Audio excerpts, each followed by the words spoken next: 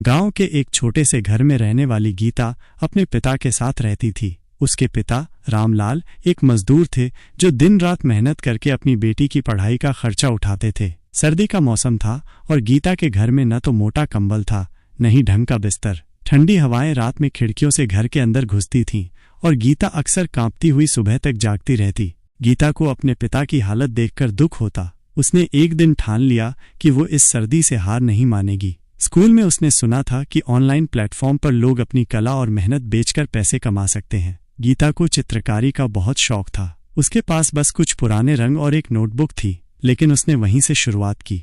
गीता ने अपनी छोटी सी कला को मोबाइल से फोटो खींचकर एक ऑनलाइन प्लेटफॉर्म पर बेचने की कोशिश की। शुरू में उसे कोई खरीदार नहीं मिला, लेकिन उसने हार नहीं मानी। हर दिन वह नए नए चित्र बनाकर अपलोड करती रही। एक दिन उसकी बनाई एक पेंटिंग को एक ग्राहक ने 500 रुपए में खरीद लिया। ये गीता के लिए किसी सपने के सच होने जैसा था।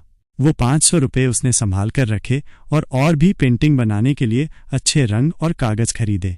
अब गीता की कला में निखार आ गया था। धीरे धीरे उसकी पेंटिंग्स के खरीदार बढ़ने लगे। उसने कुछ पैसे जमा कर लिए और वो सोचने लगी कि सबसे पहले क्या खरीदे, एक मोटा कंबल, एक हीटर या एक अच्छा बिस्तर। गीता के जीवन में ठंड अब एक दुश्मन नहीं बल्कि एक चुनौती बन गई थी, जिसे उसने अपनी मेहनत और हौसले से हराना शुरू कर दिया। गीता ने अपनी मेहनत से जमा किए हुए पैसों को गिना।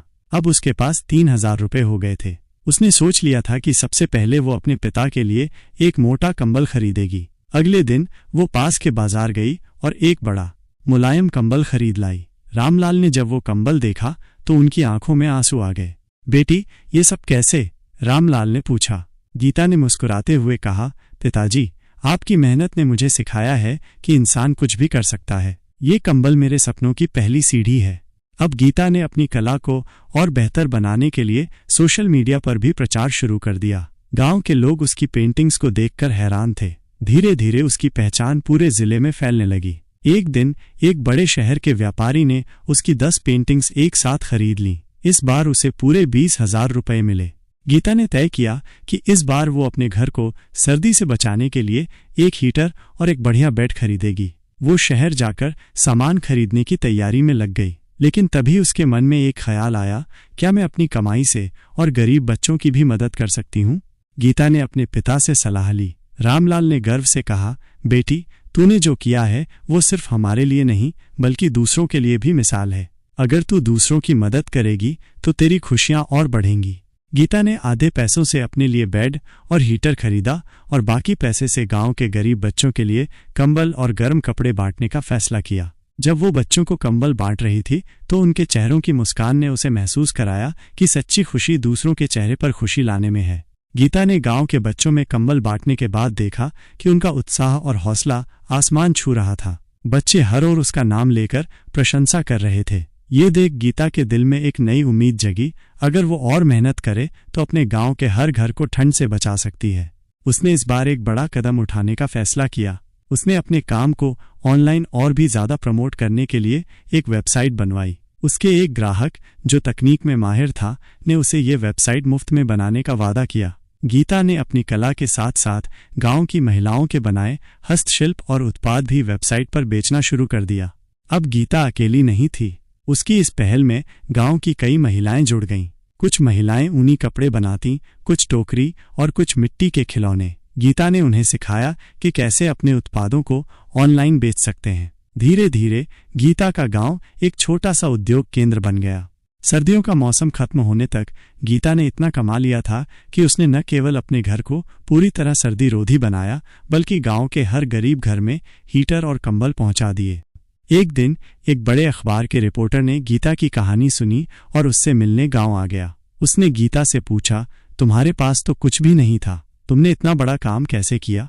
गीता मुस्कुराई और कहा, कभी कभी हमारी सबसे बड़ी कमजोरी हमारी सबसे बड़ी ताकत बन जाती है। मैंने ठंड को अपनी कमजोरी नहीं बल्कि अपनी प्रेरणा बना लिया। और सबसे बड़ी बात, जब आप दूसरों की मदद करने का सोचते हैं तो ईश्वर भी आपकी मदद करता है। अब गीता की कहानी पूरे देश में छा गई। उसकी वेबसाइट पर ऑर्डर की बाढ़ आ गई। गीता ने अपने गांव में एक छोटा सा प्रशिक्षण केंद्र खोलने का फैसला किया, जहां वो और महिलाओं को आत्मनिर्भर बनने की कला सिखाएगी। कुछ ही महीनों में गीता के गांव की तस्वीर पूरी तरह बदल गई। हर घर में रोजगार का साधन था, हर परिवार के पास सर्दी से बचने के लिए पर्याप्त साधन थे। गीता की मेहनत और सोच ने न केवल उसके परिवार को सर्दी से बचाया बल्कि पूरे गांव को एक नई दिशा दी।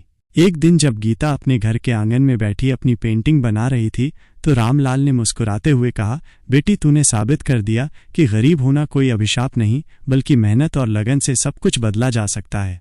गीता ने अपने पिता के हाथों को थामते हुए कहा, पिताजी ये सब आपकी दी हुई शिक्षा और संघर्ष की प्रेरणा से संभव हुआ है, मैं बस आपका सपना पूरा कर रही हूँ। धीरे धीरे गीता की सफलता की कहानी पूरे देश में फैल गई। सरकार ने उसकी पहल की सराहना की और उसे महिला सशक्तिकरण के लिए राष्ट्रीय पुरस्कार से सम्मानित किया। आज गीता का गांव न केवल आत्मनिर्भर है बल्कि आसपास के अन्य गांवों के लिए भी प्रेरणा बन चुका है। गीता की कहानी बताती है कि अगर एक गरीब की बेटी ठान ले तो वो हर मुश्किल को पार कर सकती है। और इस तरह गीता की मेहनत और लगन ने उसके जीवन को ठंड से मुक्त कर दिया और उसके सपनों को नई उड़ान दी। अगर आपको ये कहानी पसंद आई हो तो कृपया वीडियो को लाइक करें और ऐसी और कहानियां सुनने के लिए चैनल को सब्सक्राइब करना न भूलें। हर हर महादेव।